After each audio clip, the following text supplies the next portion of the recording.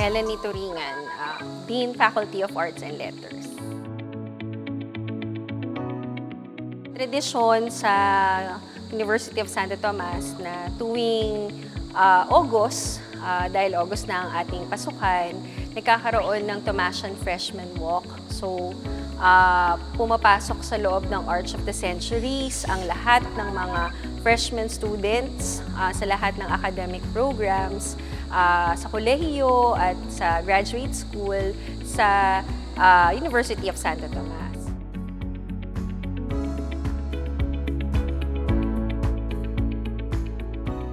Karugtong nito, inaasahan na pagkaraan ng 4 na taon ng kanilang pag-aaral, lalabas din sila mismo doon sa nasabing ARCO.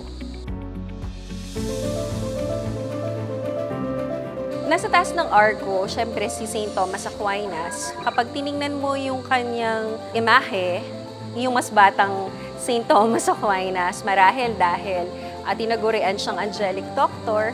Sa kaliwat kanan, makakakita tayo ng dalawang babae na siyang nagbibigay buhay doon sa tinatawag na human knowledge and divine knowledge. So, dahil sila yung bibigay ng importansya sa universidad bilang educational institution that caters to academic advancement, and also since ang university ay isang pontifical university, talagang ang espiritualidad ay isa din sa mga tinitingnan na aspekto na nagpapaiba sa Universidad ng Santo Tomas.